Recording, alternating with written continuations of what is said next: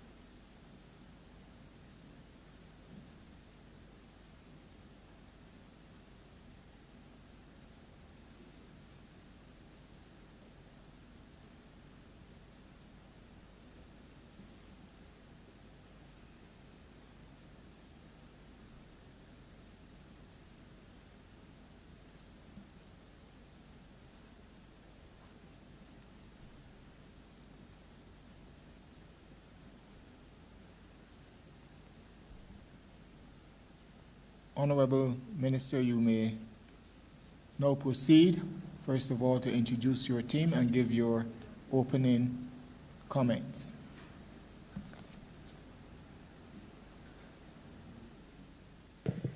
Thank you, Mr. Chairman. Pleasant good afternoon to everyone. And first of all, let me indicate that with me this afternoon is Dr. Ramel Springer, Parliamentary Secretary. Permanent Secretary, Mr. Mark Cummins, Deputy Permanent Secretary, Mr. Michael Wason, also another Deputy Permanent Secretary, Mr. Wayne Webster. I also have with me the Chief Technical Officer, Cheryl Bennett Innes, our Deputy Chief Technical Officer, Mr. Philip Tudor, the Financial Controller, Charmaine Hippolyte, our Senior Technical Officer, Charles Yearwood. And from the Barbados Water Authority, joining me is Mr. Keith Roy Halliday, who is the General Manager. It's Mr. Charles Leslie, the Director of Engineering, Mr. John Mwanza, Special Advisor, and Siobhan Roberts, the Chairman of the Barbados Water Authority. From the Transport Authority is Ms. Ruth Holder, the Director, and Mr. Adrian Grant, the Chairman.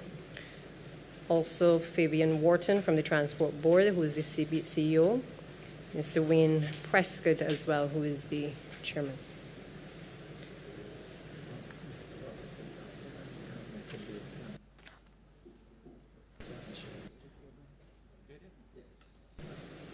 I'm told Mr. Roberts is not with us. In his place is Shelley Paris, Project Manager from the Barbados Water Authority, and Dave Scantlebury from the Ministry of Transport Works and Water Resources. Mr. Chair and colleagues, let me at the outset thank the previous member for Christchurch West and certainly the Honourable Member yourself, sir, from St. Lucie. Also former ministers in more recent time for St. Michael West Central and also the Honourable Member for St. John for what I consider to have been the laying of the foundation for me as Minister of Transport Works and Water Resources. As the name implies, the ministry has responsibility for transport, road infrastructure, and water.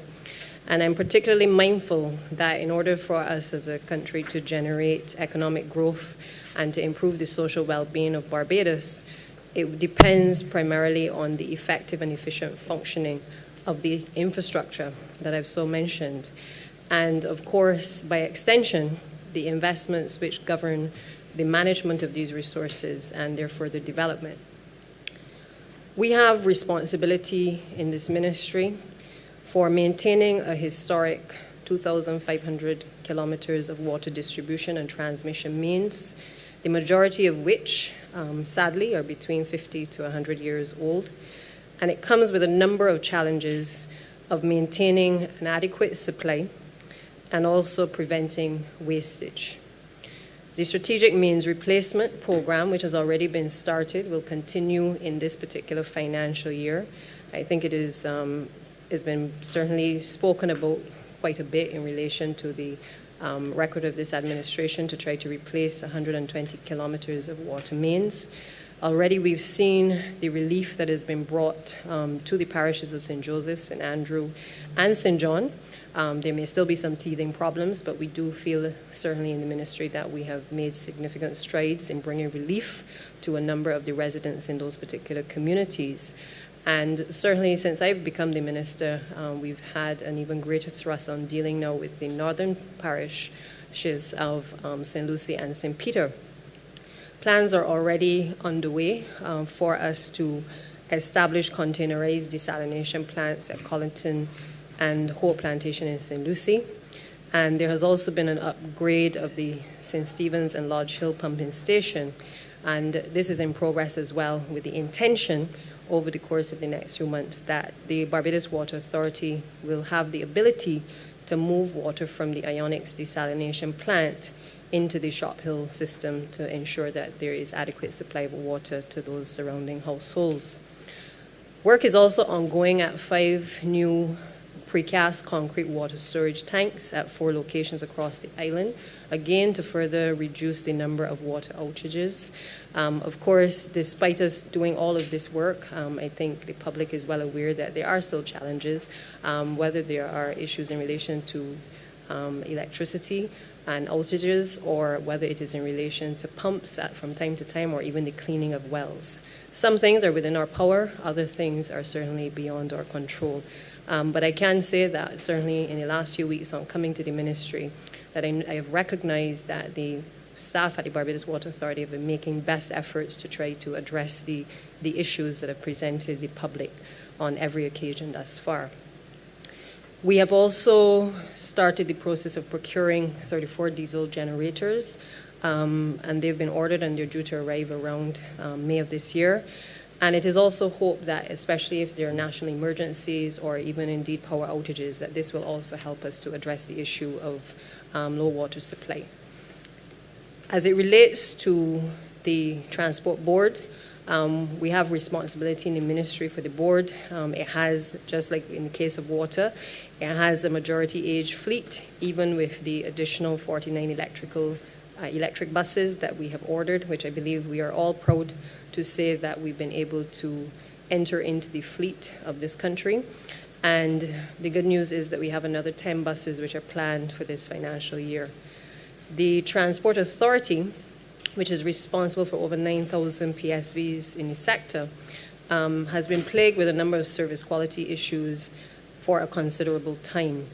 I hope that on this occasion, as Minister, that being given this responsibility, that we can wrestle to the ground a number of the issues that are plaguing the society, particularly in relation to poor driving, in relation to the number of accidents on the road, in relation to the temperament sometimes of the drivers and the confrontations that we often see displayed in the public.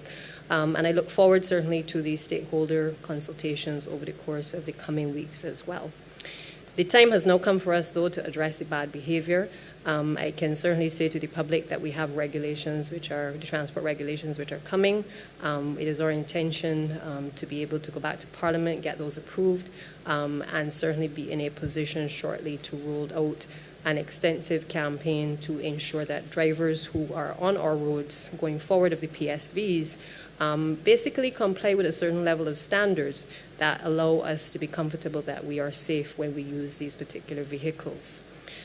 The intention this year is also to move towards the Barbados Mass Transit Authority, which will see the merger of the Barbados Transport Board and the Transport Authority. And I know that that is at a fairly advanced stage, and we hope that we can conclude our discussions over the course of the next few weeks with a view to bringing that to fruition very shortly. At the core ministry, we have responsibility for 1,960 kilometers of road infrastructure, street infrastructure, some traffic management, commuter travel safety and regulation, and enforcement.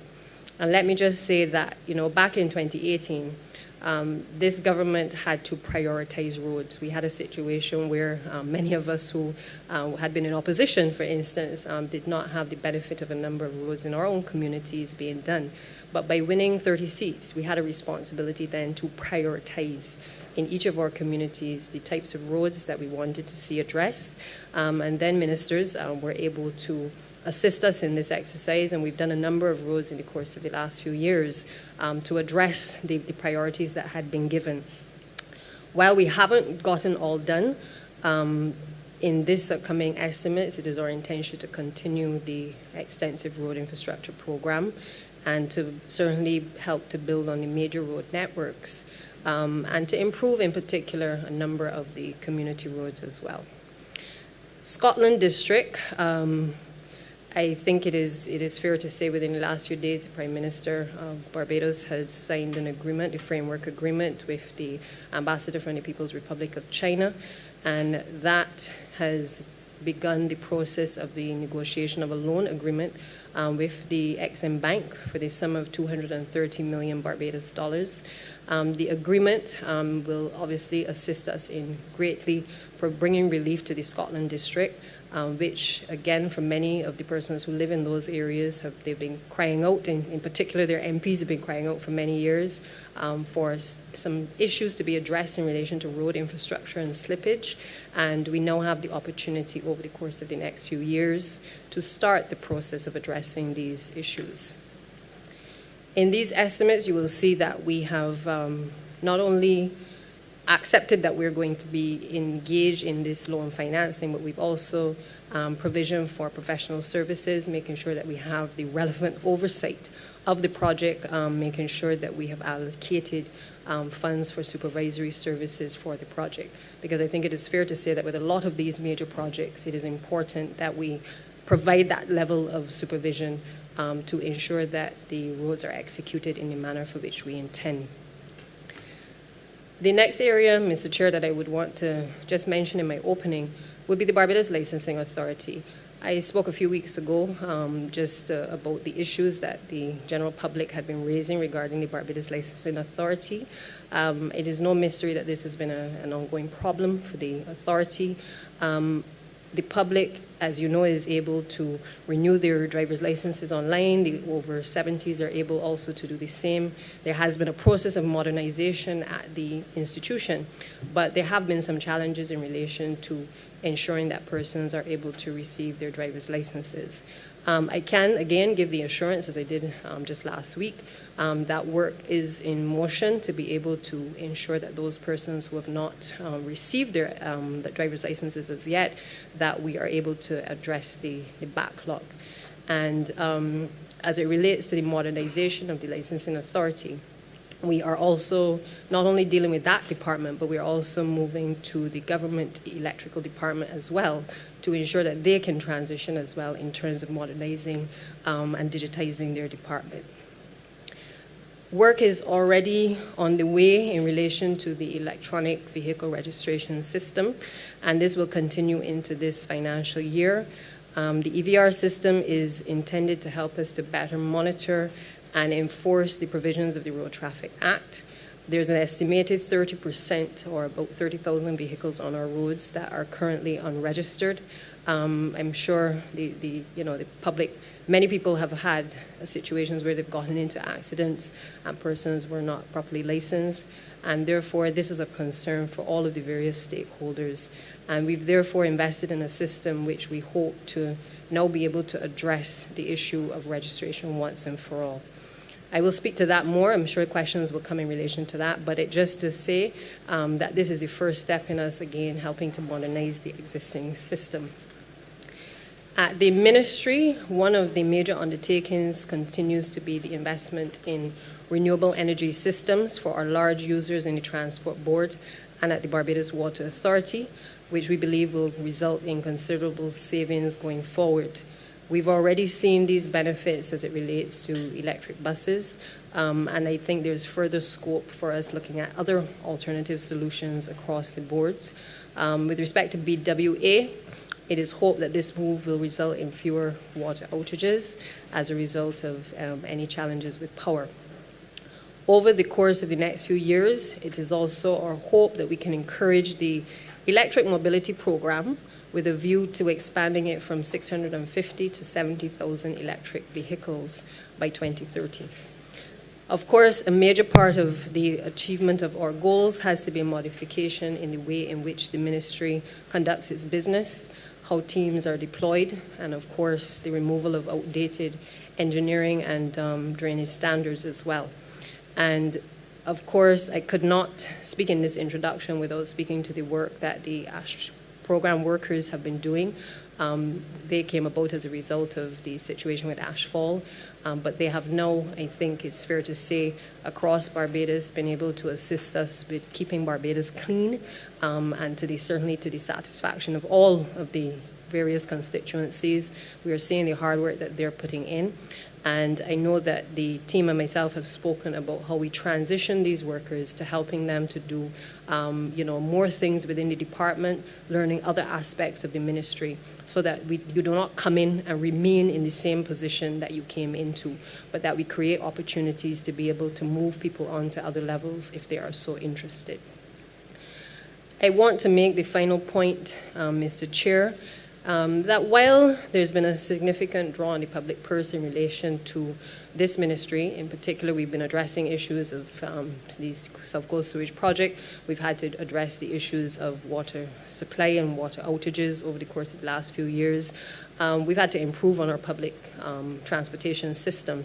The truth of the matter is that it is our hope as a government that we will be able to build back a better infrastructural system over the course of the next few years, and one that is not only addressing the problems of today, but also trying to prepare for the future as well, and that we can leave something that is more tangible, something that is going to last longer for future generations.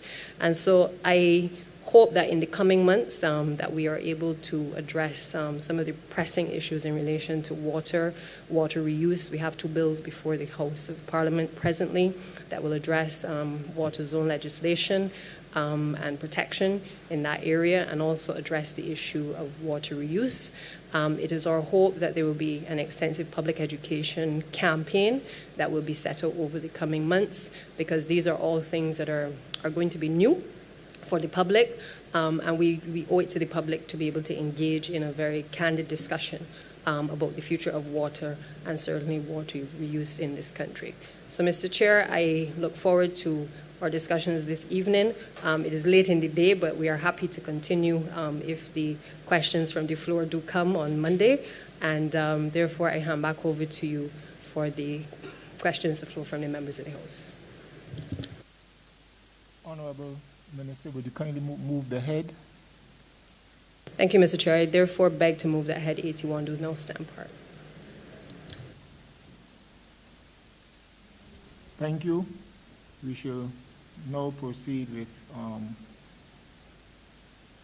questions from members, honourable members here. Honourable Member for St. Peter. Thank you very much, Mr. Chair. I think it is well known that I would have a whole lot of questions to ask. In this area, I'm not going to ask all the questions because I've had, and I need to say this publicly, I've had some discussions already with the minister, and we are to have some further discussions. But while that is the case, there are still a couple of things that I need to mention, and a question coming out of those mentions. The context within which I asked the question is that in St. Peter, those who work with me to address the issues of the people of the constituency say to me from time to time, Minister, all of our problems are in one ministry. No, I'm not going to comment on whether or not I believe what they say, but I'm sharing that so that we get an idea of what the perception is. Because our issues run from transport to water to roads. And they all fall within the Ministry of Transport, Works, and Water Resources. Now, our roads are some of the worst in the island, but I'm pretty sure that, Minister, you are aware, and I'm sure that we're going to get some action on those. We have a disaster waiting to happen at the traffic lights at Church Street and Karen, our husband's highway. A disaster waiting to happen. And I am hopeful that you will, as the third minister that I'll be approaching on the matter, be able to bring some resolution to that. When I say disaster, I'm referring to the fact that somebody's going to die. And I know people talk putting a mouth on things, but that's the bald reality for me. Somebody's going to die on that highway if the atrocious behavior based on the current traffic arrangements is not addressed. So I just mentioning those, but I know that those will become the subject of further discussion. I'll also raise at another time the functioning of the MTW depot. And I'm going to be straight up in those discussions, understanding that maybe persons who work with or who are associated with the depot may not like what I'm going to say.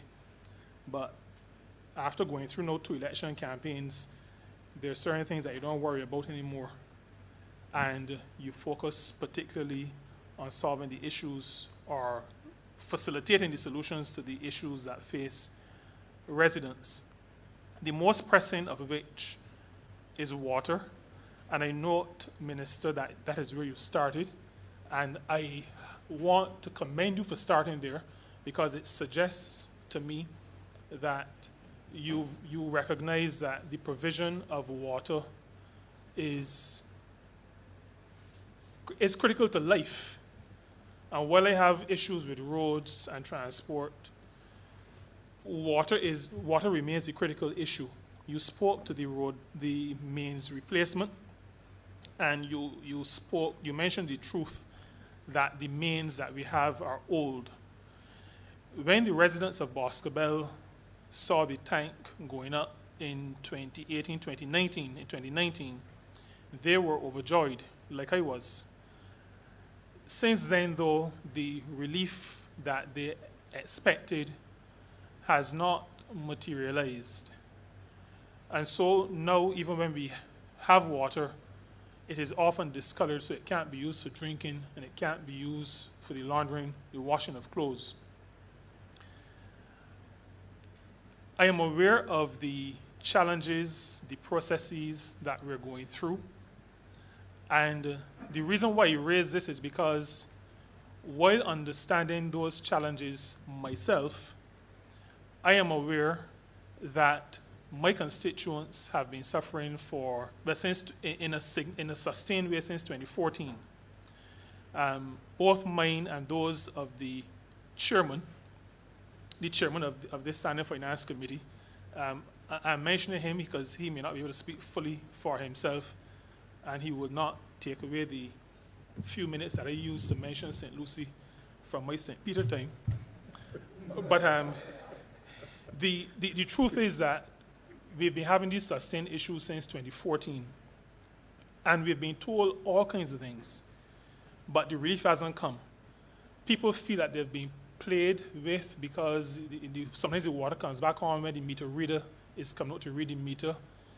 We had, while in opposition, a town hall meeting. The water came on, the hardest that the residents have seen it in about 4 years.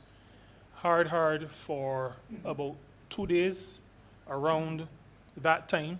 And, it is understandable why people would feel a little bit frustrated. Now, because of the time frame, the question that I have has to do with communication. We have represented to the Barbados Water Authority repeatedly that the people of St. Peter and the people of St. Lucie, if I presume to speak for the chair, are not unreasonable people. We know that there are issues, we know that things take time. But the people in the north repeatedly say that when water is off in different places, so before we came to office, it was more in the south and the east, you hear, you have an idea of what is going on. When the water was off recently in St. Joseph, in Catawash, we heard updates on a frequent basis. Some people in Boscobel and in Pike Corner thought that that was the only place in Barbados where the water was off. Such was the frequency of the good communication. The question I have is, well, maybe two parts to the question. One is, beside the laying of the mains, what specifically can the Barbados Water Authority say in this forum as to what is happening to address the issue? In other words, I'm not asking out of ignorance. I am asking because the Barbados Water Authority needs to speak. And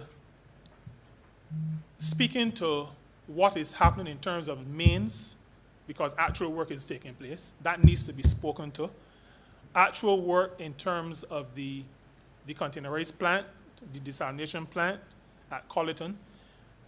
I want to hear in this forum what is happening in those two regards. And then I want to hear from the Barbados Water Authority what is going to be done to communicate with the human beings who live in the north, who need water, who don't get good quality water, and who need to know what is going on. What is going to be done about the communication? So those are the two parts of the question, and I feel very passionate, particularly about the communication, because I believe that we have been hard done by due to the absence of good, sustained, fulsome communication from the Barbados Water Authority on the matter of the water situation, water supply, quantum, and quality in the north of the country. Thank you, Minister, and through you, Chair. Excellent questions, and obviously some which I know you have raised on many occasions. Also, the Chairman as well has raised them with me. We have spoken in relation to your constituency.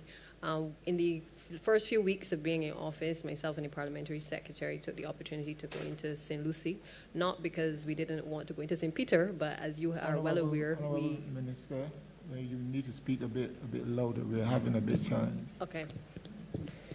I was just saying that in the first few weeks of being in office, both Parliamentary Secretary and myself would have visited St. Peter, Mr. Chair, and we would have had the opportunity to see firsthand not only the discolored water, but also to hear from the residents firsthand some of the concerns that they had.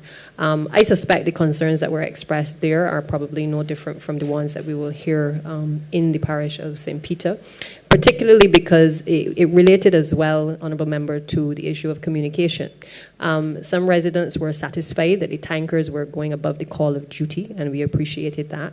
But they also complained that there were some who did not come down the narrow roads to be able to deliver water directly to the little old lady who lives at the bottom of the gap. Some of them complained that they didn't hear the loudspeaker on the truck that accompanies the water tankers, so that they knew that the water was actually there and ready and available to them to be able to come and collect.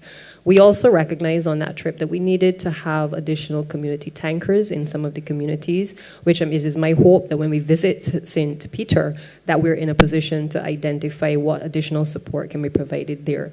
But the truth of the matter is that as much as we might put out the PSAs and try to inform the residents, I personally believe that a lot of what we have to do is really to get on the ground and to talk to people and to explain to people what exactly is happening, what are the technical issues, but also trying to explain to people in a way that they can understand exactly what is happening in relation to the Barbados Water Authority's program. So I agree with you that the public education has to have two components, the traditional component, but it must also be focused on almost a ground campaign where people can ask questions, we can receive the feedback, and in turn, that action can be taken quickly to address those concerns as well. I would like the chairman of the the general manager of the Barbados Water Authority, Mr. Halliday, perhaps, and his team to perhaps address the more technical issues in terms of specifics on why St. Peter is not being serviced in the way that it should be.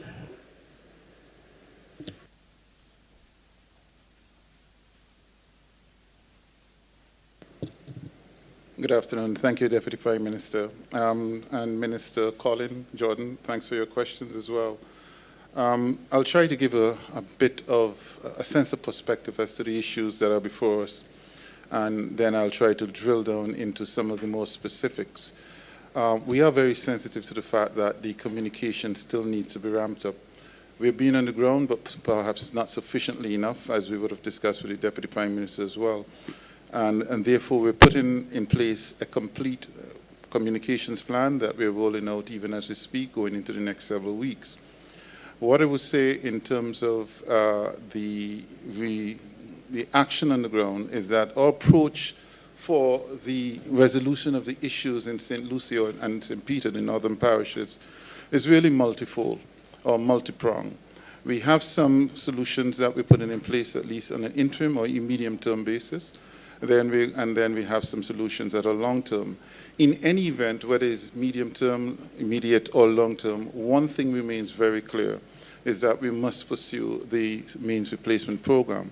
We've started in earnest in the north in various sections, and in particular between Lambus and Boscobel. And I mention that first because even though we have erected a tank, a reservoir at Boscobel, I know many thought that that was the solution to a lot of the issues. What the Boscobel Reservoir did really is to give us a more resilient form of storage. It replaced a reservoir, a tank that was decrepit and deteriorating, and allowed us to put a new tank in place that could hold a little bit more water based on the integrity of that tank. But that was only part and parcel of a number of initiatives, and on its own will not solely solve the issues. And while we've tried to indicate that to many others, because it's a very visible undertaking, a very visible activity or project, most people thought that that would solve a lot of the issues. In St. Lucie and St. Peter, what we needed to do is to look at dealing with the discolored water, the replacement of the tanks, the distribution system, and in tackling all of that, and I'll ask the Director of Engineering to also give more details, in tackling all of that, as I said, the approach has been multi-pronged. So in the whole of St. Lucie, there are actually about 5 tanks, 5 reservoirs that are all actively under repair or replacement. Boscobel was just one of several. We also have had to look at the source of the water and realize that, and we have known that we do not produce or supply enough water to the northern parishes. That has meant that we've had to augment that supply. And that is where the notion of a permanent desalination plant came into place previously, but that was put on hold. And in the interim, what we've done is come up with temporary desalination plants. So those temporary desalination plants are being installed or constructed at Clinkett's, Colleton, and at Hope. What is the intention of that really? The intention really is to boost the water supply in the northern parishes. Because while we can embark actively so on replacing the mains, that is a long-term strategy. We will not be able to replace all of the mains in a very short time. So we need to make sure, first of all, we augment the water supply. If we at least have additional water, there's several things we can do. One, it can boost our ability to store more water at the various sites or nodes.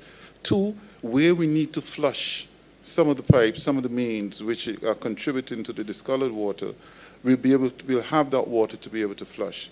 Over the last 2 years, we simply have not been able to flush the mains because we did not have sufficient water supply.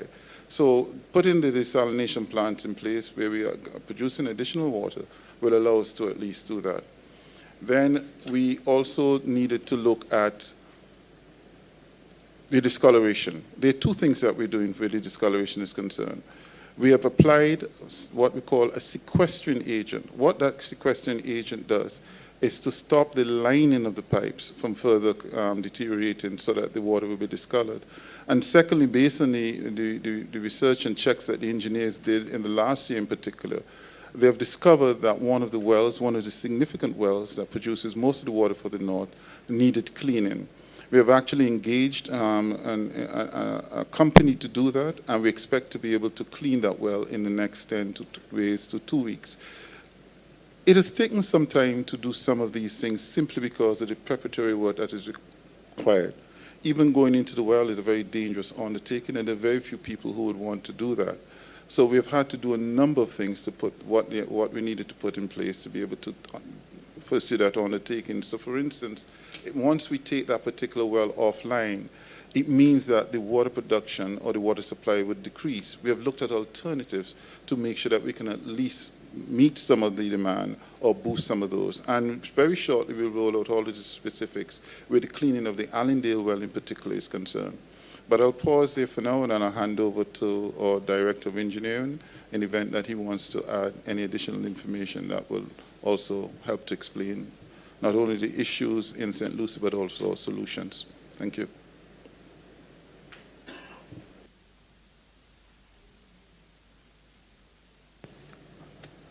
Okay, good afternoon. Good afternoon, everyone. I just wanted to add a bit more to or whatever General Manager was indicating. Mr. Director, before you begin to speak, you'll ask to introduce yourself for the records of the House. Thanks.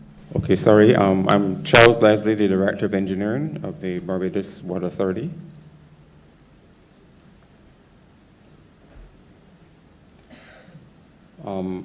Okay, I just wanted to add, in addition to what the General Manager was indicating, the network and the infrastructure, the pipe infrastructure in the north of the island is aged, as the Minister indicated, and it is being approached in a phased approach.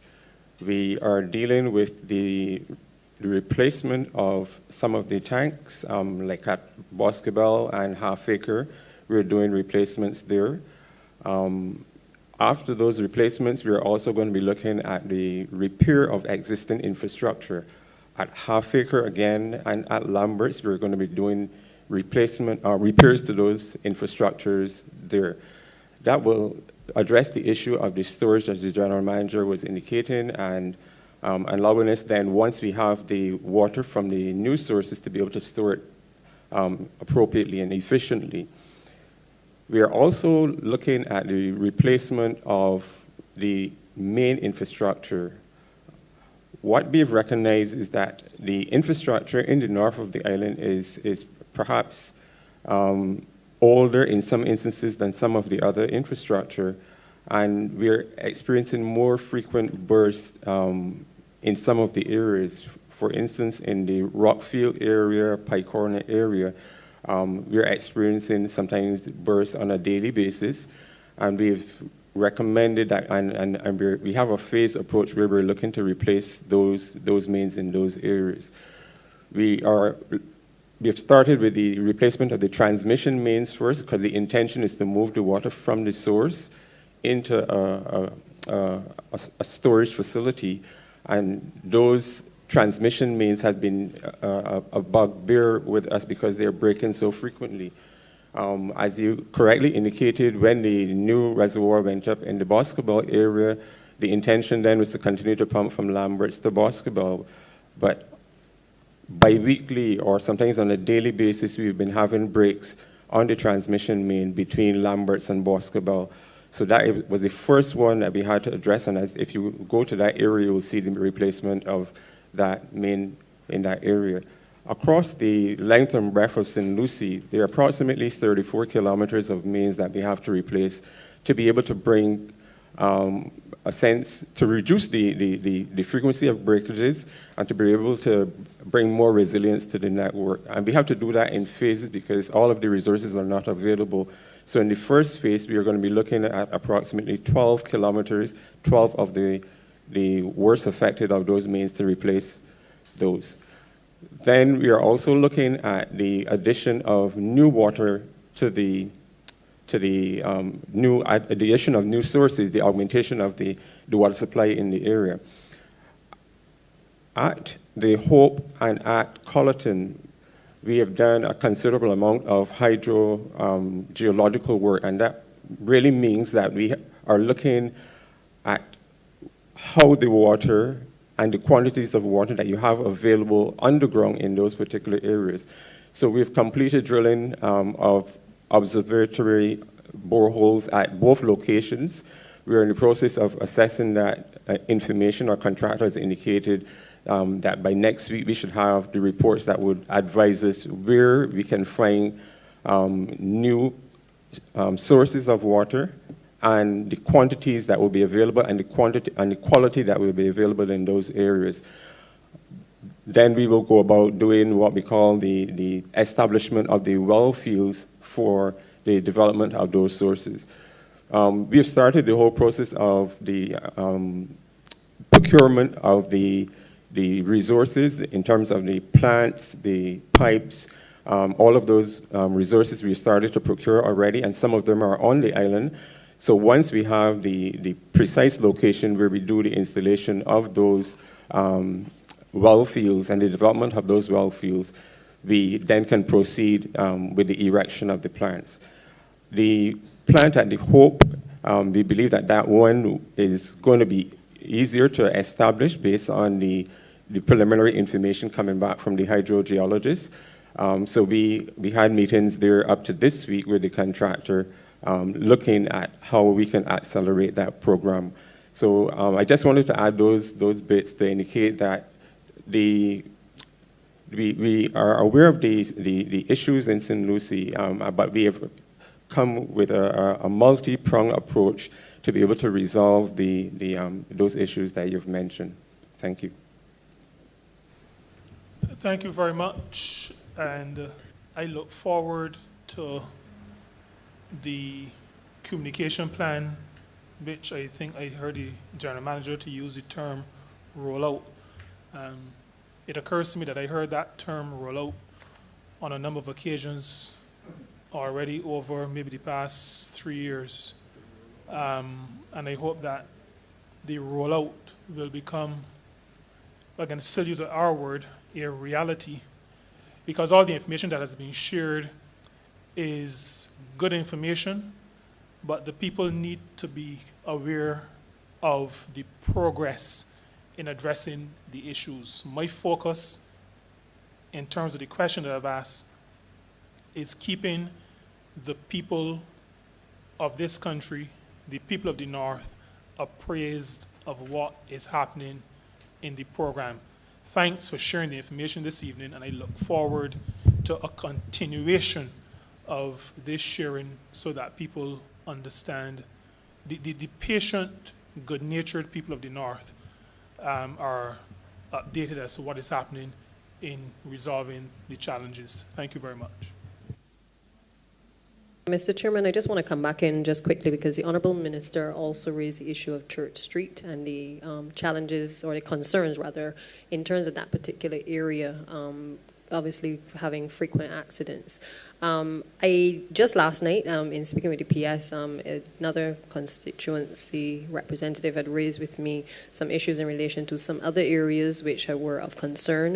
Again, as to why the accidents are taking place may not be particularly clear at this point in time, but I have asked for a full report from the technical officers to provide me with the information as to where are these accidents frequently occurring, and let us do a study as to what it is that can be done, if there's any validity in the allegations being made, because I believe that the longer that we take to address these issues, we end up with persons obviously feeling as though the ministry has not done sufficiently to be able to prevent death or injury in many cases. And so I've asked for this to be given high priority. I think the area that you mentioned was Church Street, and I therefore would ask just quickly for the Chief Technical Officer to be able to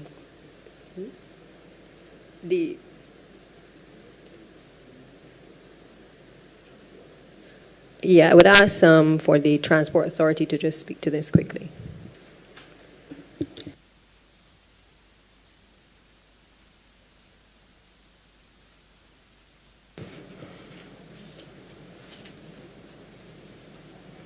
Good afternoon. My name is Ruth Holder, Director of the Transport Authority. In Minister's opening address, she spoke about the behavior of the PSV sector. She was quite clear in terms of what it is happening, what we are experiencing, and the things that we intend to do. We've taken a look between the Transport Authority, the Transport Board, as well as the police from the Northern Division. We've had meetings with the PSV sector in relation to what is actually happening in that corridor. The Transport Board has graciously provided us with the facilities to use a portion of the Spikestone bus terminal. I know the Minister for St. Peter would also say that we've done this previously, but I want to give him the assurance today that we're at an advanced stage of moving the PSVs off of that Spikestone bypass road and into the Transport Board terminal. We intend to do this effective March 1st. All systems are in place. To facilitate this, we've done everything that is possible so far. We've spoken with the PSV sector. We're meeting with them on Sunday afternoon to inform them of the traffic flow through the terminal. Ministry of Transport and Works have done quite a bit of work on that terminal as well to help us prepare for it. We've developed newspaper ads, flyers were distributed today to that sector. Again, police will be there with us on Monday morning. We do have the support of the Police Service Department, and they've given us the assurance that they'll be there on Monday morning because we definitely need to clean that corridor. We know and understand the chaos that we've been seeing from there, the dangers that exist, the health and safety of pedestrians having to cross the road, people with groceries, all types of things. We know exactly what is happening, and we're seeking to bring an end to it. It has not been an easy task for us, but we feel quite confident that with the provision of the PSVs coming into the terminal, not only will we see people off the roads, but we also see that element of sanitization of the PSVs on every trip. And persons can now use the bathrooms within the terminal rather than having to use the bathrooms on the sink. So we looked at the entire element of it, and we're sure we can give the public of St. Peter and the traveling public of St. Peter the assurance that by Tuesday, March 1st, they will definitely see a difference at that location, and it would take some of the chaos and confusion off of the road there. I hope that I did answer the question. Thank you very much. That is some of the best news that I've heard in a long, long, long time, maybe since the development of vaccines for COVID-19. Really good news. I look forward to the first. I was promised a date, September 2020 or 2019, I think it was. That didn't materialize. But I feel confident that March 1st will materialize, and I really look forward to that, and the people of St. Peter, but the people of the North, St. Andrew and St. Lucie as well, who use that terminal and that space. We look forward to regularity, to good order being brought to bear to the behavior in that space. Thank you very, very much.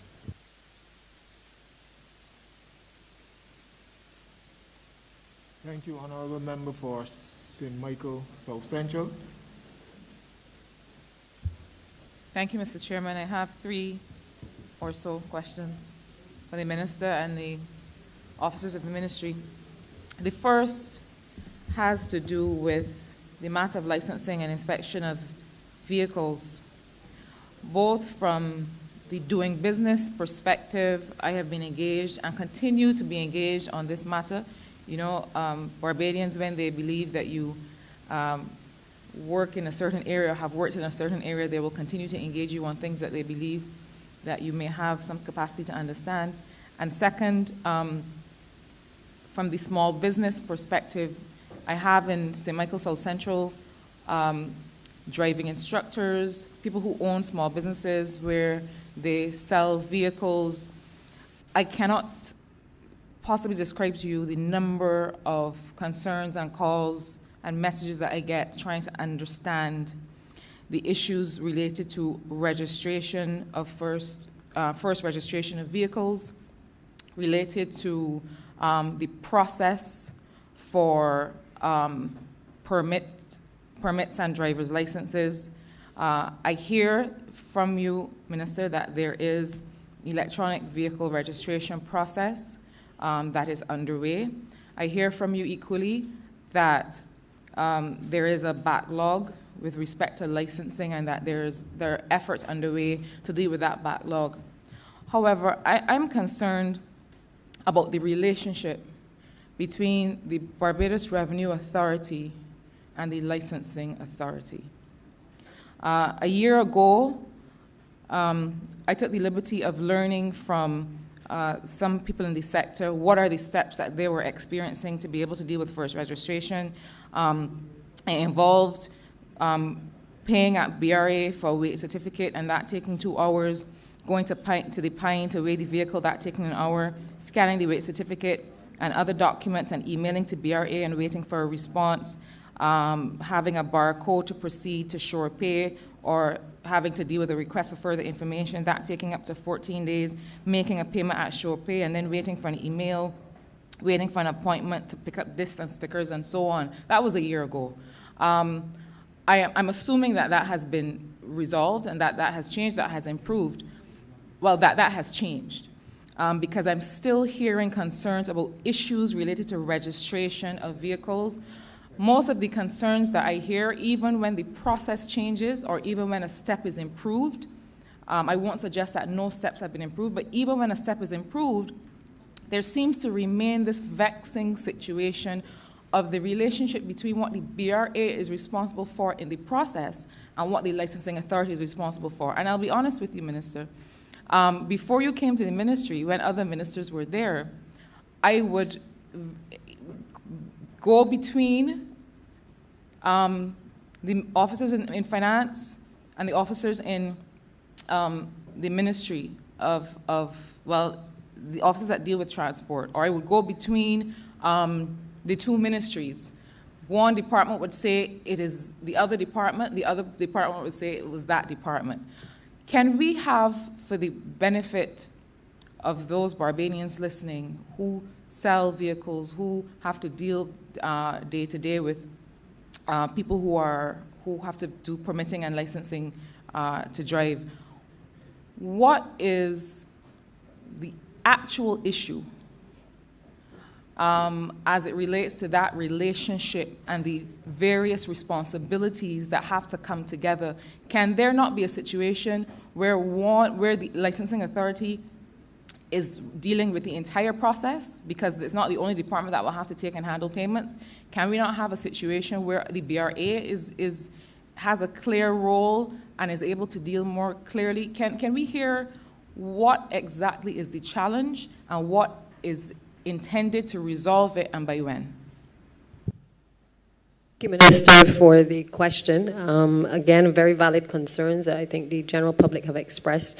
I'm going to ask the Permanent Secretary, who is due to speak with the Revenue Commissioner shortly in relation to this matter, because I think that he may be able to give a fuller explanation. But suffice to say, to let you know, I think, and we all know as ministers, sometimes even though the policy floweth from our mouths, and the changes and the intentions are well-intentioned, oftentimes the implementation becomes a challenge, and it requires us to continue to drill down until we get it right. So I'll ask the Permanent Secretary to just speak on the matter. Thank you. Thank you, Deputy Prime Minister. Honourable Member Cadell, thank you for your question. And I know that this is a major challenge for the Barbados Licensing Authority, for the Barbados Revenue Authority, and by extension, the public of Barbados.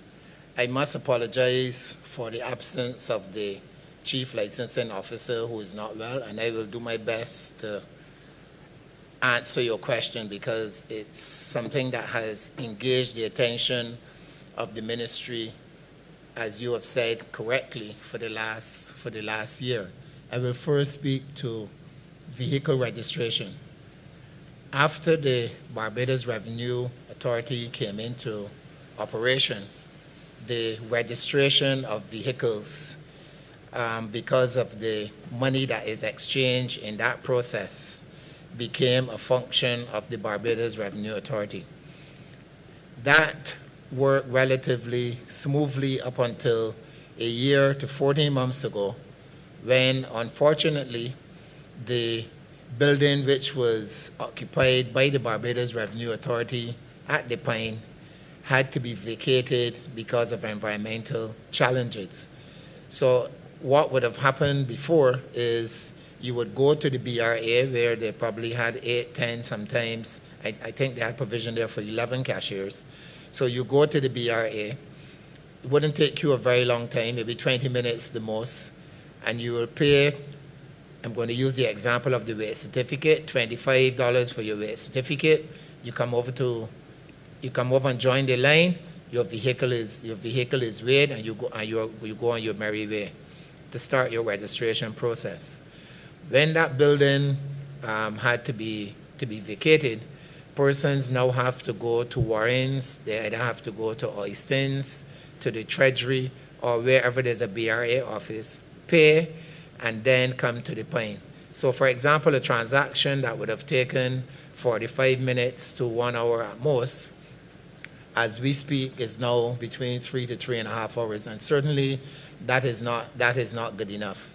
With that scenario in mind, former Minister Goodinegel had met with the Revenue Commissioner, and we sought to put a number of processes in place to try to do whatever was possible to use the electronic facilities available to make life easy. So we went to Cabinet and we got permission for the regulation tests, the permit, and the license fee all to be paid, that they can all be paid in one. But we did not stop there.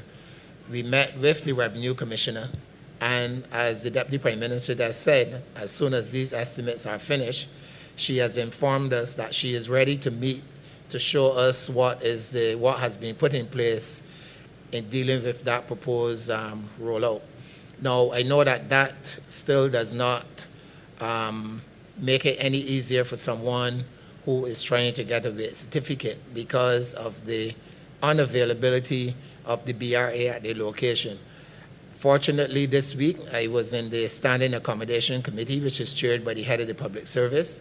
I raised it as an issue. I was very happy to hear that the paper should have gone to Cabinet yesterday to appoint the contractor to undertake works at the BRA building, and they expect that building to be back in operation by the 30th of April. So with the enhanced technology that the BRA will be using to allow for those payments to be made online, I'm speaking specifically of the payment for the permit, the driving test, and the regulation test. With that building repaired and the BRA operating in that building, the frustration which lead up to weight certificates and examination certificates should be significantly reduced. So you specifically asked what was the actual issue. The actual issue is that the closure of that building created significant problems and frustration for members of the public. We did not sit idly by. We sought to put a number of things in place. Something else that we also put in place, we went to Cabinet, we got permission, and everything seems to be happening this week, but only on Wednesday I got a response from the Chief Parliamentary Counsel with the draft legislation, which clearly states that the Barbados Licensing Authority will not be the sole agency in Barbados to weigh vehicles. So the Chief Licensing Officer has to provide a list of garages in Barbados, and we did meet with the garages through the, I think it's called the Automobile Dealers Association. They were very happy. They expressed great delight in being able to assist with the weighing of vehicles. It didn't stop there. We also went to Cabinet, got approval, is now with the CPC, the fee has been changed. So when you go to the garage to have the private garage to have the vehicle weighed, the consolidated fund will not be losing that $25. That $25 is going to be paid to the private garage and then obviously paid into the consolidated fund. But it means that instead of having to come to the Barbados Licensing Authority, the motorist now has the option of going to any of these registered garages to have the vehicle registered. As we speak, they can go to the garages to have a roadworthy certificate, but now they will be able to go to the garages once the legislation has been amended. And as I said, the CPC sent down the first draft, which our principal counsel is currently reviewing, and that too will remove some of the significant pressure placed on the limited number of examiners at the licensing authority, because I'm not making any excuses, I'm being very real. We have been trying to get additional vehicle examiners now in excess of a year without any success, and we have had to utilize some of the mechanics from our workshop in order to make sure that we can examine the vehicles to ensure that especially our commercial and public service vehicles are roadworthy. So there are a number of things that we are doing. I think the rules of the BLA and the BRA are very clear. We certainly collaborate on a regular basis. We share information. As a matter of fact, the database, the current vehicle database, resides at the Barbados Revenue Authority. So we do work very closely. The Barbados Revenue Authority, in my opinion, they've done outstanding work in terms of improving the vehicle registration by the use of that online facility. Of course, it is not perfect, but they are constantly working to improve it. And I will not speak to the EVR. No, I think that will come at another point in time. But we have collaborated. We've put a number of things in place. We think that we have improved our services to the public. Certainly within the next, I would say, 2 to 4 weeks, when the legislation is approved and when the legislation is proclaimed, and we can advise the public of the garages that they can utilize. We can advise the public that you can now go online and pay for your regulation test. You can pay for your permit, and you can pay for your driver's license. That all of these services will enhance will allow members of the public to be better facilitated, and also for us to deliver a better service to members of the public, because at the end of the day, that is what it comes down to, the quality of service that the Barbados Licensing Authority can address. And I can say in closing that the Deputy Prime Minister has latched on to that. Every day she asks me about the Barbados Licensing Authority. As a matter of fact, sometimes I feel as if I'm the Chief Licensing Officer. Maybe that's why he's not available this week and I'm here answering these questions. But that's the reality of the situation. And Honourable Member, I hope I have not only answered your question, but provided some information which you can hold us to, because we are very, very close to being able to roll it out. Thank you. P.S. Cummins, I have to thank you for that very thorough response, or should I call you CLO? Thanks for that very thorough response. You are right that I will be holding you and the ministry to the roll of those steps, but I am very happy to see these practical steps that show an understanding of what is happening. I feel as if I'm going to get this recording and clip this answer and pin it to my social media pages, because I think the public needs to hear, but I also think the public needs to be able to hold you and the ministry accountable for when these things will happen. So I will be following up. Thank you very much for that. Quickly to my second question. We know that we are already experiencing supply chain issues. Given recent international events, I think we can only expect those to get worse.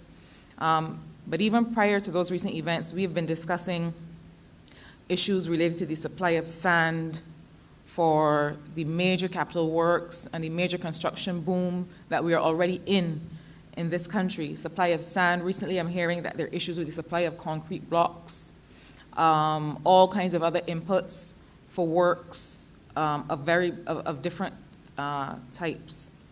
My question has to do with Minister and your team with the issue of inputs and being able to plan for some of these supply issues. There's not just the physical inputs for works, there's also the fact that you have an extremely ambitious works program, including roads. I would know because some of the resources, Minister, that you're executing, I worked very closely with your team to be able to secure, including the CAF loan program, etc. So there's not just the inputs, but there's also the issue of the number of companies that are available locally to carry out the works. And added to that, there is the question of your project teams inside the ministry, and whether you do have the project executing units, different project executing units for some of these programs. And then finally, you do have a sub-program that relates to the purchase of general purpose equipment. In 21-22, the revised estimate spoke to about $1.5 million. In these estimates, we're looking at $930,000 allocated for the purpose of procurement of equipment. The forward estimates look a little bit more lean, just $30,000 over the coming 2 years. And I know that the CAF program, I believe, does allow for the procurement of general purpose equipment. My question is, with respect to equipment, with respect to inputs for construction and general works, with respect to the companies locally that can be contracted to carry out this work, and with respect to your project executing teams in the ministry, are you satisfied that you, in terms of your procurement planning and in terms of your resourcing of this program of work, that you are equipped to carry out all that is before us in these estimates? Thank you, Minister, for the question. And let me just say that I want to just thank you as well for a lot of the foundation work that you have laid as well, because you were very instrumental in allowing us as part of the economic team to access a lot of the funding that we have now to be able to execute. I think is a valid question in relation to supplies, and certainly for the last few weeks that has been engaging our attention, whether it's been with the Barbados Water Authority or even internal ministry, looking at what we are seeing appearing on a regular basis where suppliers, contractors are raising the issue of access to a lot of the inputs. And there have been variations in contracts, for instance. They've also have raised the issue of being able to have access to the supplies, because I don't think it's any mystery in terms of what has happened as a result of the COVID pandemic, that there are lots of shipment issues. So I think the first point to start from is that this is not a Barbados problem. This is a worldwide problem that everyone is facing. There are, just like we had the issues with sourcing PPE, similarly, there is a race across the contractors certainly in Barbados and across the world to be able to have access to materials. And so that is a very real concern for us. I know that in the first 2 weeks we had many discussions regarding whether we had enough pipes, for instance, on island that we could get started on a number of our projects as well. Under the Complant project, we were able to, in a sense, drill down, because, as I said, we do not want to have a situation where we cannot execute, because the projects are all large projects. And so we were able to drill down to make sure that we could start with what we had here, but also working with the suppliers to be able to get the necessary materials onto the island. You raised the issue of workers as well in terms of teams, and I can say that the entire ministry has been impacted as well as a result of COVID. So we have had a number of persons not being able to fully turn up for work. A number of the teams, whether Barbados Water Authority or the ministry, have been impacted and caused significant delays in terms of people being able to turn up for work. And that has presented some delays. Again, I want to reiterate that these are not deliberate problems that we've created within the ministry, but these are unfortunately, a result of the times. And I've asked the various teams to start to look at, again, the contingency plans, making sure that we have the additional teams, making sure that we have alternatives in the event that we're not able to have the various contractors or even our own workers being able to carry out the various tasks. I'm sure you are aware that Prime Minister Motley would have indicated that the Ministry of Education is currently working on being able to have a number of young people and persons generally enter into what is known as the construction gateway, because we recognize as a government that there are a number of projects that are coming on stream, and we have to be in a position to train up our labor force. Otherwise, we will have that common problem that people lean on persons from outside to come in, and we therefore want to make sure that we're able to equip our people with the opportunities to take advantage of being trained to be able to enter the market force. Your last point in relation to the project teams and capacity, I think is one that it's not just in our ministry, but I think this is across government, and you and I have had very long conversations about the fact that you have been excellent at trying to get money for us, but the truth of the matter is that one of our challenges has and continues to be the issue of making sure that we have the correct technical people to be able to execute these projects. And we've seen it in health, we've seen it in, even in education, we've seen it in transport and works. We really have to make sure that when we are engaging in these types of high-level projects, that we have a qualified team of project managers to be able to work with us. We have identified for the projects already some of those persons, but there is still work which is ongoing in the ministry to ensure that we have internal oversight, but also that we create specific teams to be able to help to shadow a number of the projects that are to be executed. Now I'll ask PS, I believe, CTO, if she can just comment in relation to your other questions.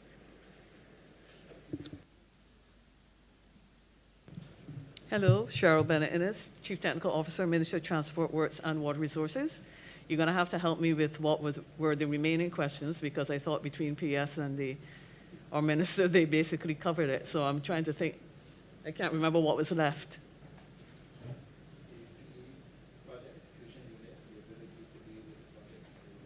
Okay. So we do have I will refer to it as a skeleton project section in the ministry. It's headed right now by Mr. David Scanterbury, who's right behind me.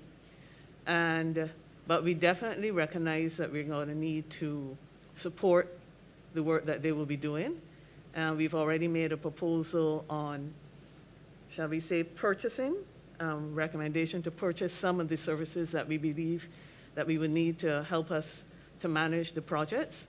We have quite a number of the internationally funded projects.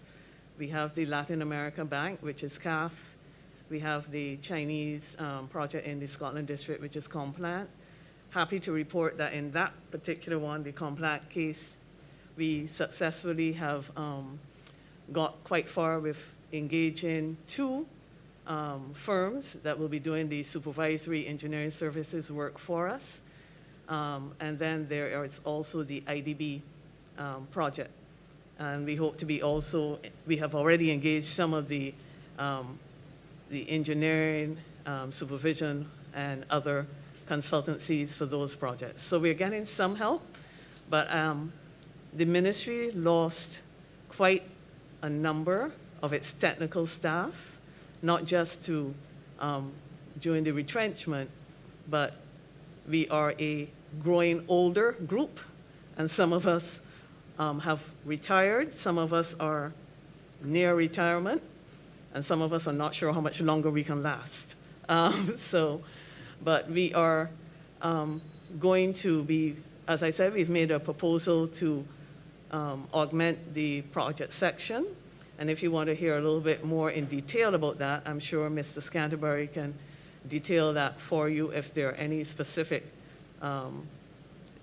areas that you want to hear about how we're going to beef up the project unit. But we have that proposal in hand, and we believe that we will be together with the limited resources that we still have at the ministry and the help of our private consulting partners, we will be able to manage the projects quite well.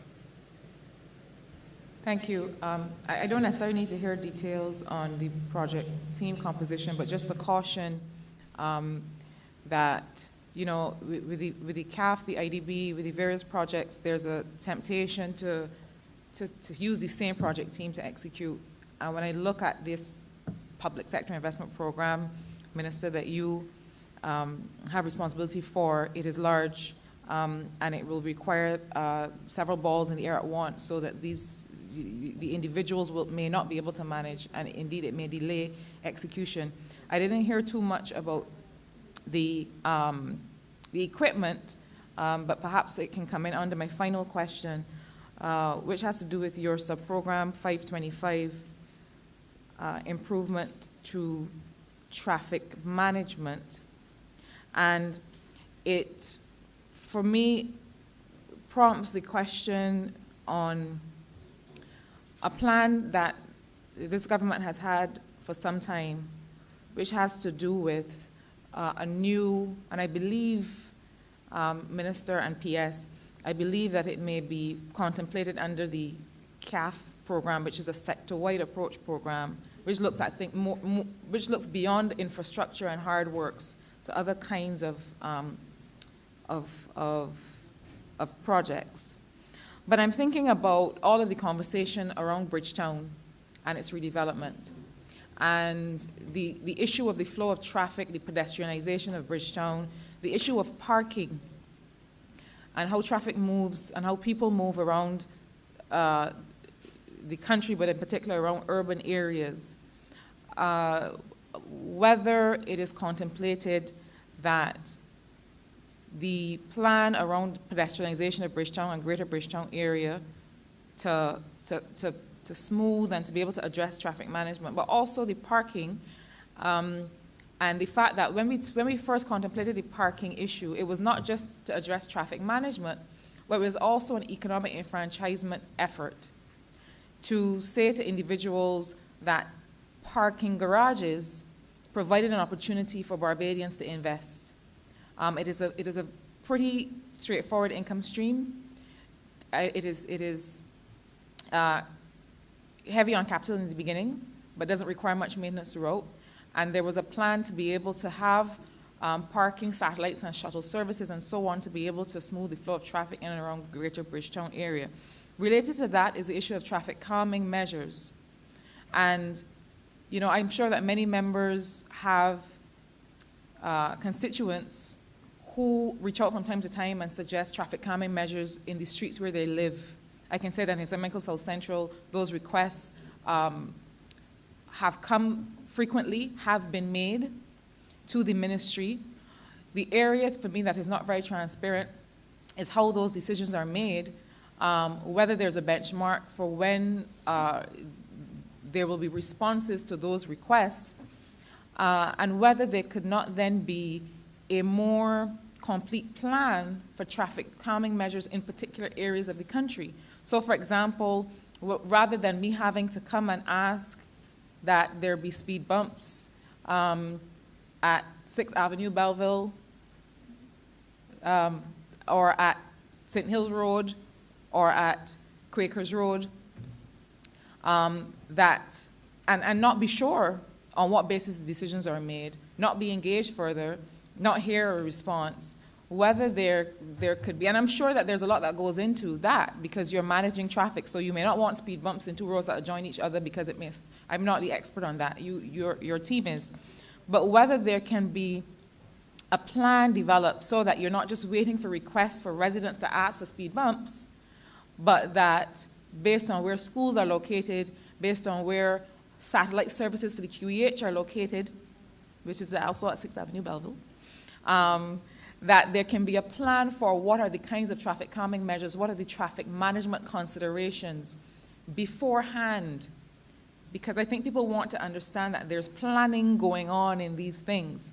So I just wanted to hear from you quickly, because I know that the response may be involved, and I wouldn't want to ask that we have the whole presentation now on the Greater Bridgetown Area Traffic Management Plan, But please give us an indication on how these traffic calming measures are decided on and implemented, and how we can expect to get responses on these things, and also the plan for Bridgetown and the use of parking garages to be able to free the flow of traffic and to provide an economic enfranchisement opportunity for Barbadians.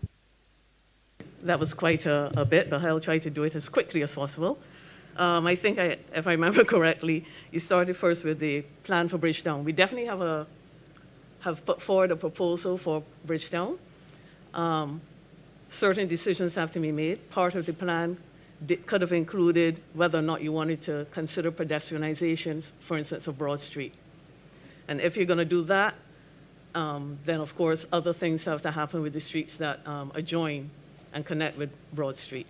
So, but that proposal has been put forward, and we just have to see whether or not it will be discussed more and what aspects of that proposal will be accepted. But that has been done already. We have also done a parking proposal. This will be a blend of just not looking at the off-street parking, but how we manage the on-street parking. We certainly recognize that for many years, first of all, the on-street parking in Bridgetown has been free. That is typically not the way the rest of the world goes, because your parking in your main city on street tends to be a rather prized possession, shall we say. So to have it free is a little bit odd. And also the fact that in Bridgetown and Barbados, the on-street parking is occupied by people that work in Bridgetown all day. So no revenue, and they are taking up spaces for, say, someone that might want to pop into town to do quick business or to have lunch. You're forcing them into the off-street parking spaces where the all-day workers should be. So that a proposal has been done with parking, whether or not we try to regulate that by parking meters or whatever. That proposal has already been put forward. We actually put some money in for the coming financial year for a traffic study that would help us collect data and actually do more like an area-wide traffic management plan for the city of Bridgetown and other locations, other towns like Oysters and Holtown or whatever. Unfortunately, because of the COVID situation and the need for us to cut back on it, that sum of money has been removed for 2022-23. But we have not totally given up on it. We will try to see with the money that is remaining what aspect of it that we can start on. So that large traffic study is not going to happen in the coming year, but that it is an essential part of what will come up with the overall plan. Traffic calming measures. Those are usually put in place in residential areas, as the name suggests, near schools as well, near facilities, as you mentioned, hospital, because obviously you want the traffic to be going slower in areas where you expect people to be walking or where you expect people will be vulnerable, people might be moving around. How do we choose what traffic calming measure might go in place? You mentioned humps. We have, technically there are warrants that have to be met to see if a hump is needed. It has to, it's called a speed hump for a reason, because it's used to slow the traffic down. But the warrants are things like how many vehicles are in a particular road, how many of those vehicles in that road are going over a set speed limit, and when are they doing it. And that determines, those warrants come together to determine whether or not you need to have the speed humps, or do you look for another traffic calming measure. That could be erecting lower speed limit signs, or perhaps putting some sort of marking on the ground that can help calm the traffic as well. It's not always that the humps are the preferred option for calming the traffic. We have suggested as well a group of other, I would say, comprehensive plans that are looking generally at traffic management, that takes into account things like public transport, whether or not we should be looking at different areas for other hubs for our public service vehicles rather than the existing terminals that we have. So we've done a comprehensive proposal on that as well. I should mention here as well that one of our major thrusts as well is in the area of road safety. And there is a road safety component of the IDB-funded project that Mr. Scantlebury is in charge of that's going to be looking at safety issues island-wide for making sure that when people are moving around by whatever mode, whether vehicle, on foot, or in public service vehicles, that they can do so safely. And I think that's Sorry, if I everything. could just clarify the question on the traffic calming measures. Thank you, CTO. I really wanted a more concrete response on what is the process, because really a response on whether residents have gone together and requested speed bumps in their area, that is a service. To be able to respond to that request is a service, right? To be able to do the assessment that you've just described is necessary, and then to communicate whether it is a yes or a no, to be able to communicate with the community, are we proceeding and with what timeline, that is something that people will expect to hear back on. So I really wanted to get a sense from you of not just the theory of how that decision is made, but within what timeline is the assessment made such that communities can get an answer about whether they can expect a speed bumps, where they can expect something else, and when, because these are real concerns. People are concerned about their children running out into the street and being struck by a vehicle. These are real concerns. It is not just kind of the theory and the technical consideration, but the response to the community. So timelines for when that can be expected in general. Okay. Minister, I want to interject here because I feel your pain and I know exactly where this question is going. I recall trying to get some speed humps in my constituency in the area of Golden Rock, which was near to a play park. And despite my constant requests, I ended up having to call the officer responsible for the speed humps almost every single day until they actually install the speed humps. So I am of the view, as I think you are and several other colleagues, that there is perhaps presently not a very clear system that is in place in terms of what determines where the speed humps and the calming measures go within constituencies. What, however, I have said to the PS and to the rest of the team from the time we came to the ministry is that that can no longer be the case, where you ministers write, MPs write and raise the issues in relation to genuine concerns by constituents, genuine concerns that they have, and there is no response, or you have to pester and you have to bother persons in order to get a response. So not circumventing what the CTO is likely to say, but to simply let you know that this is a front burner issue for me because I have been personally affected in my own constituency as a result of it. I understand that there may be limited resources, and just like we have had to do since 2018, we're going to have to prioritize, and perhaps that study is perhaps necessary, but I think the best way to gather information is from the very people who are the representatives of the communities as well, who understand and who have been hearing the concerns from the residents, and therefore once that information is passed on, a response is owed to those individuals to let them know what can and what cannot be done. So I take your point, and I believe CTO has heard you clearly, that if it hasn't already been done and there's not a timeline given, that I think that we have a responsibility as a ministry to address those concerns as a matter of urgency as well. Thank you, Minister. You can't see me nodding vigorously, but I agree with your response. I think your instincts are right on where the concern is coming from, and I'm glad to hear that it is on the front burner for the ministry. Thank you so much. Issue of the parking garages, you're perfectly right. We did speak as in the early stages of our administration about empowering people, particularly in the city, to be able to be owners of the parking areas. And I think that just requires picking up that conversation with this ministry now that I'm the minister, to be able to see what is possible, what are the areas that may be available, and to see if that can become a reality. Even if you take the Queen Elizabeth Hospital, there's parking there, but for the most part, the parking is free unless you are a member of the profession. And the truth of the matter is that in every other territory across the world, you have to pay to go to visit persons within the hospital. again, it's a luxury that we've come to become accustomed to, but these are all things that as we develop that we may have to put on the table and have serious conversations regarding a move in a different direction.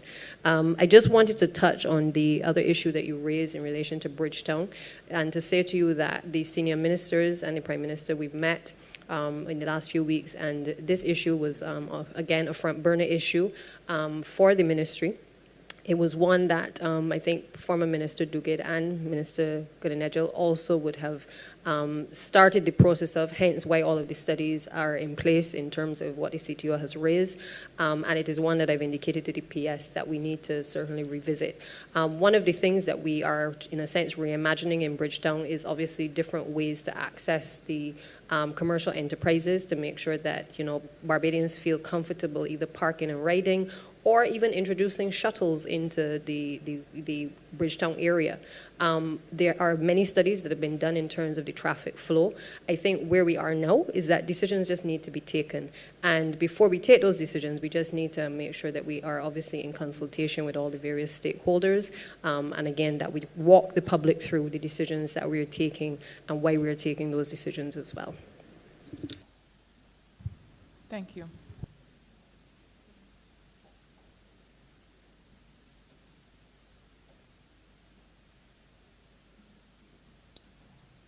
Thank you.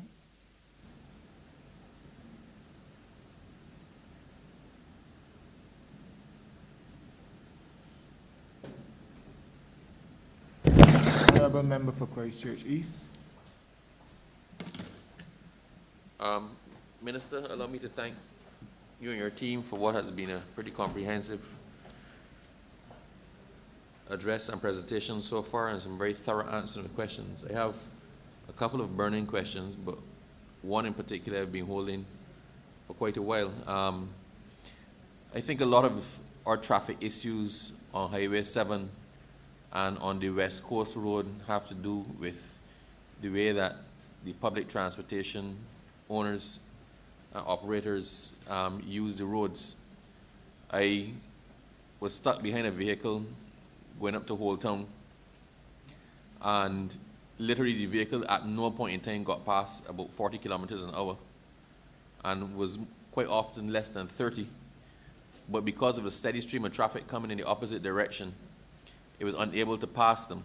And when I finally got past, the road was clear, but there was a long line of traffic backed up behind the PSV. And it happens on Highway 7 as well. A lot of our traffic congestion is caused by the operation of the PSVs and some of the public transportation vehicles, and they seem to have no care and concern for anybody else. They don't use the laybys, and I remember when the PSVs fought for the right to use the laybys that were previously reserved only for the transport board buses. This is a serious issue. We also are seeing videos circulating a lot recently. I sent you a video, Minister, and I sent it to the Commissioner of Police as well, of an incident with two public service vehicles, one blocking the road at right angles to the traffic, and then they were fighting each other for position going down a street. Now, what is the ministry's plan to deal with this? Because at some point in time, we need to enforce against them, and it's not just simply a matter for the police. But if persons are applying for license and licenses are renewable, and you have information about some of the vehicles that are doing complete nonsense on the road, then what is the plan for the ministry? What are you looking at this year to try to get this under control? It's not just about safety of other users of the road. It's not just about the safety and insurance of coverage for the passengers in the vehicle. It's also about general law and order and lawlessness.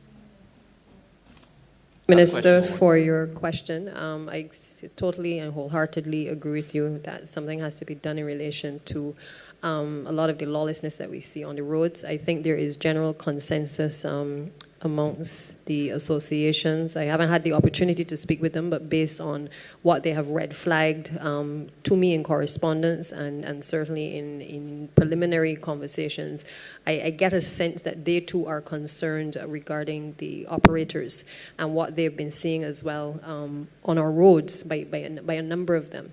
Now, I know there have been discussions that have taken place with the Transport Authority, and I'm going to ask Ms. Holder to weigh in on this as well, because there are some regulations, as I'm sure you're aware, that we had initially approved, which have been further amended and are due to come back to Cabinet shortly for approval.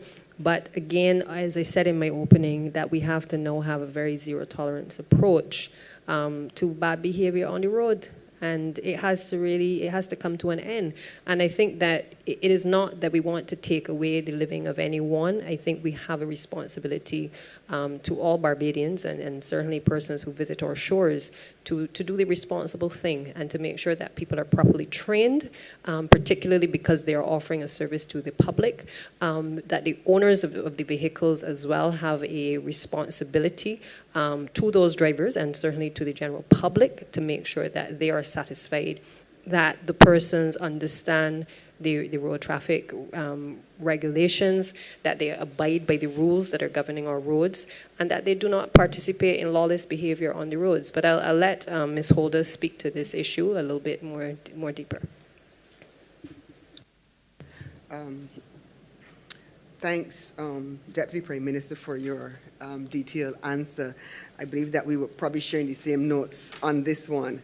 But the conduct of the PSV sector has been of really serious concern to the Transport Authority. We've been, as Deputy Prime Minister alluded to, we've been looking at the issue of the regulations and how we actually regulate this sector to seek to improve it. And I think that, or we believe that there are a number of issues within the sector itself where we believe that the general consensus between the drivers and conductors is that the level of self-esteem, and I'm being honest, that the level of self-esteem that is being, that they have of themselves, it seems to be at the lowest end. So in other words, they don't see themselves as entrepreneurs, they don't see themselves as business people, they don't seem to have the business acumen to realize exactly what it is that they're doing, which is causing further destruction of the sector.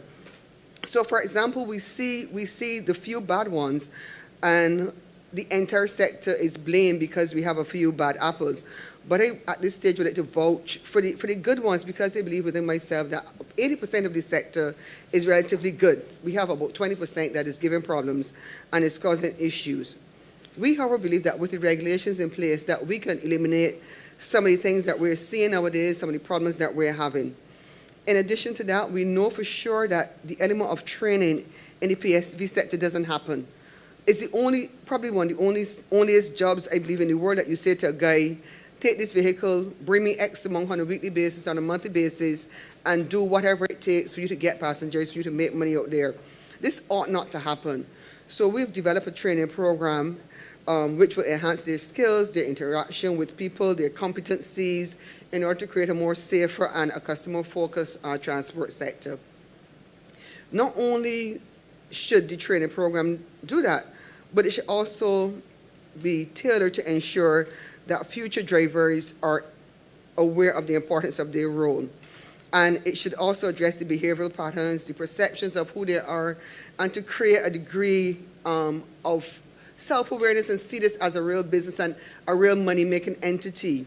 The sector in itself does have money, because we see people driving PSVs for 30, 31 years. They're not going to stay in that sector if they're not making any money. We know that for a fact. We know what the sector can bring. We know what it can produce. We know what it's actually bringing to us as a government on an annual basis in terms of the taxes that they're paying. So in terms of developing all of that, we also need to look at the owners in themselves. And this is something that I've spoken to before, and I wish to speak on it again, in that the owners of themselves, to me, they encourage the behavior and the behavioral practices. And again, I will urge them to scrutinize their employees, who they're giving their vehicles to. Make sure that they monitor their activities on a daily basis. Discipline them, and share the information with other owners. Because you can have a situation where driver A creates an infraction if he's driving for me, and before that infraction is noticed, before he goes to court, within the hour he is driving for another driver. For another owner. So therefore, we need to take a look at this seriously and encourage owners not only to scrutinize who they have, but to share the information of drivers who are given problems within the industry. We would have seen the videos. We know exactly what is happening out there, but I want to say today that I don't believe that is the majority, again, is the minority of PSV operators who's giving the entire industry a bad name. We also believe that with the legislation in place, I think I said this before, with the legislation in place, we should see some improvement. With training in place, we will see improvement. And with the owners taking the necessary course of action, we certainly should see improvement within the entire sector. I hope that answered the question. I will accept that for now, but I think we need to get past the point of encouraging people, right, and go to serious enforcement. People understand when they lose their livelihoods, and I would rather somebody lose their livelihood than somebody else lose their life. So that is on that. Now, the other issue I would like to raise, we had a problem with the 3D route, that is the route that goes to Ferry Valley, and on some of the Silver Sands routes that the drivers were not completing their routes. So persons on the 3D route were putting people off before Ferry Valley. People having to walk in the dark, like about a mile or so, because they did not want to go down there. They said the road was too rough, and if they were going with 2 people to Ferry Valley left, and they saw people on the other side of the road, they would make those 2 get out and then turn and come back down and pick up the others to head back into Bridgetown. And so you have a situation where the service is actually unreliable.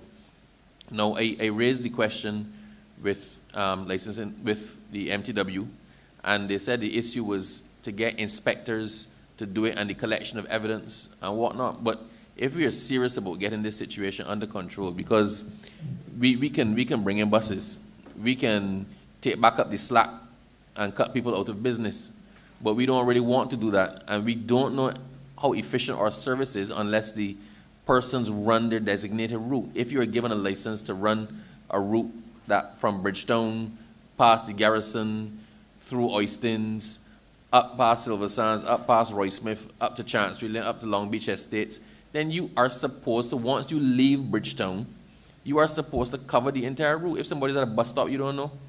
So you're turning around and heading back down to town to pick up 2 or 3 people, might leave somebody else stranded who needs the service. So is anything being done to address this? It is a simple thing as far as I am concerned. If I am given a license to run a route, then when I leave the origin, I must complete. I must go to the very last stop before going back to the origin for where I originated from. Now, we need to think outside the box.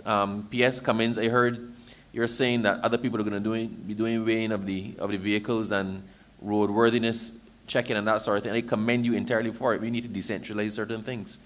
But equally, we can pay people to go and sit on a bus and videotape where the bus goes, or to verify that the bus has completed its route, right? So the lack of evidence cannot be hidden behind anymore. And I would like to know if there's anything in train to actually deal with that, because it is a great disservice to commuters, especially at the end of long routes, who don't get proper service. Thank you, Minister. I'm going to ask Ms. Holder as well to address the problems, because I know that these are ongoing issues and issues that certainly the authority has been dealing with. So, Ms. Holder. Minister, if I can continue, I believe that you are aware that without legislation in place, there's so much that the authority can do and no more. We have been trying every method that we can, passive-aggressive, being assertive, pulling drivers in, pulling conductors in, pulling vehicles off the road. We've been doing what we can as an entity. It is not that we're sitting back and saying, well, this can happen and this is happening and we're not doing anything. You spoke on the 3D vehicles. One of the problems that we knew in relation to the 3D vehicles was the condition of the road leading from Tyne Bottom all the way into the into Ferry Valley. Since that road has been repaired, I believe it might have been repaired sometime last year. Since that road has been repaired, we are not getting those issues anymore. So those issues are not as pronounced as they were before, because that is an issue that has been sorted out. In terms of having someone on vehicles to see where to go and where to stop, we also tried that method as well. But again, without legislation, that method also fell through the cracks, because we had attorneys who came to disciplinary hearings and would indicate to us, well, how can you charge a man for this? Because why are you doing that? What authority do you have to do this? And it came down to the issue of who issued the permit and who actually has the authority to do anything in relation to the permit. So we did have some legal issues in relation to putting people on the vehicle and what was the purpose of the person on the vehicle. So we did have some issues with those. But as I said before, and as the Deputy Prime Minister said, once we have the legislation in place, the regulations in place, there's a lot more that we will be able to do. So now the onus is on the powers that be to get the legislation in place, which would give the authority more bite to what they actually have right now as it is. I hope that did answer your question, Minister. Thank you, Ms. Holder. And just to say that the bite is coming, because we have the regulations, the revised regulations after the various meetings, and as soon as the estimates are over, those are coming to Cabinet again for approval. Minister, I hear you, and I hear Ms. Holder, and Ms. Holder, I don't actually entirely agree with you. The fact is, a license is issued for a vehicle to run a certain route, and one of the terms of that is that you have to complete your route.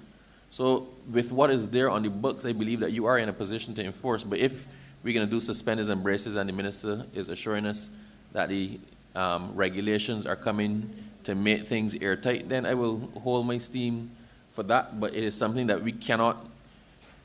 Sometimes we look for legislation or for rules where the provisions already exist, but the authority doesn't actually want to exercise its authority, right?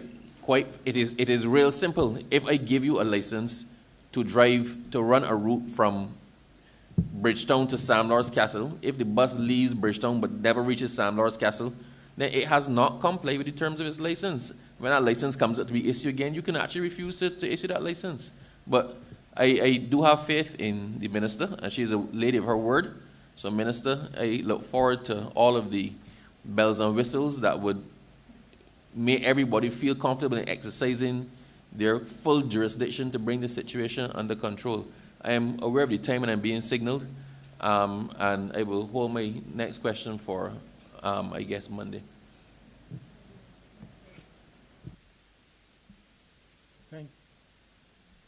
Thank you, Honourable Member. We shall now break. Honourable Member for St. James Central. Thank you, Mr. Chairman. Mr. Chairman, I want to move that your report progresses honor the Speaker and ask for leave to sit again. The question is that I do now report progress is honor the Speaker and ask for leave to sit again. All honourable members in favor, please say aye. Aye. All honourable members against, please say nay. Methinks the ayes have it.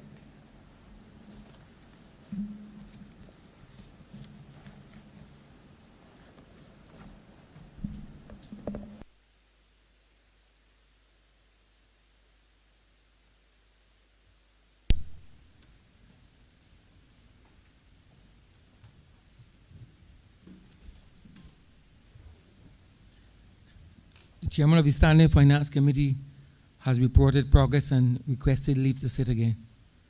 Mr. Speaker, Honourable St. James Central. Mr. Speaker, sir, I move that the Honourable House be suspended until Monday, the 28th of February at 10 a.m. The question is that this Honourable Chamber be suspended until Monday, the 20th day of February 2022 at 10 a.m. in the forenoon. All those honourable members in favor, please say aye. Those against, please say no. We think the ayes have it. This Honourable Chamber stands suspended until Monday, the 20th day of February 2022 at 10 a.m. in the forenoon.